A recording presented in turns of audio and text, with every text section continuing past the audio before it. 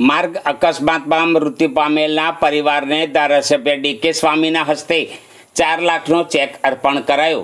જંબુસર તાલુકાના સારોદ નહાર ગામની નજીક તારીખ 21/1/2025ના રોજ માર્ગ અકસ્માતમાં મનહરભાઈ ભીખાભાઈ કાછા પટેલ રહે ગામવાડીનાઓ મૃત્યુ પામેલ હતા। જે અંગે મુખ્યમંત્રી રાહત ફંડમાંથી મૃતકના પરિવારને સહાય અંગે સમાજના અગ્રણી શૈલેષભાઈ પટેલ દ્વારા ધારાસભ્ય ડીકે સ્વામીને રજૂઆત કરાઈ હતી। જે અનુસંધાને ડીકે સ્વામીના અથાગ પ્રયત્નોથી ગુજરાત સરકાર દ્વારા મુખ્યમંત્રી રાહત ફંડમાંથી મનહરભાઈ પટેલના વારસદાર જર્મિકાબેન પટેલ અને પરિવારને ₹4 લાખનો ચેક મામલતદાર કચેરી ખાતે ધારાસભ્ય ડીકે સ્વામીના વરદ હસ્તે અર્પણ કરવામાં આવ્યો હતો। આ પ્રસંગે જંબુસર મામલતદાર NS વસાવા, નાયબ મામલતદાર નવલભાઈ, શહેર પ્રમુખ મનનભાઈ પટેલ, નગરપાલિકા સદસ્યો સહિત કાછા પટેલ સમાજ અગ્રણીઓ પરિવાર ઉપસ્થિત રહ્યા હતા।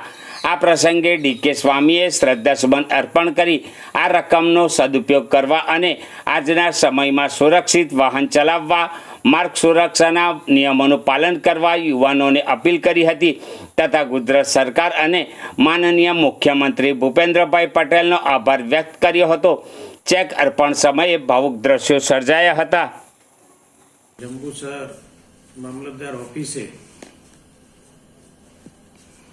જંબુસરના મનહરભાઈ ભીખાભાઈ પટેલ જેઓ થોડા સમય પહેલા જ કાવીથી જંબુસર આવતા વચ્ચે અકસ્માત થતા જેઓનું અકાળે દુઃખદ ઘટનાપૂર્વક એમનું મૃત્યુ થયું અને મૃત્યુના ભાગરૂપે આજે મામલતદાર ઓફિસમાં મામલતદાર સાહેબની હાજરીમાં ભારતીય જનતા પાર્ટીના પ્રમુખની ઉપસ્થિતિમાં તેમજ ચૂંટાયેલી પાંખની વિશેષ ઉપસ્થિતિમાં આજે એમના પરિવારને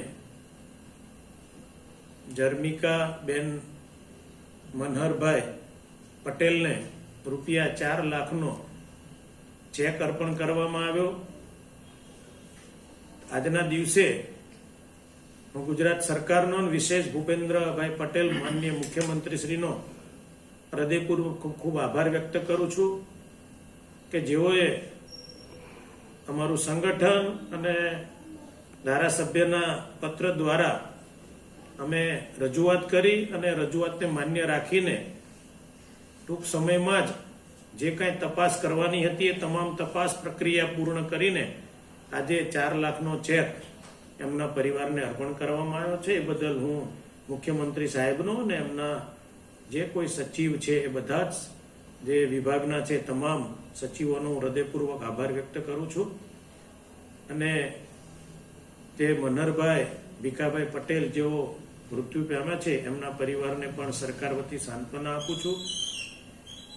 મનહરભાઈના આત્માને ખૂબ શાંતિ મળે અને પરમાત્મા સુધી પહોંચ્યા છે તો ત્યાં રહ્યા તકા એમના પરિવારને પણ ખૂબ આશીર્વાદ આપે એવી ભગવાનના ચરણોમાં પ્રાર્થના છે। શ્રદ્ધાંજલિ, પુષ્પાંજલિ, અસ્તુ, ધન્યવાદ, વંદે માતરમ, ભારત માતા કી જય।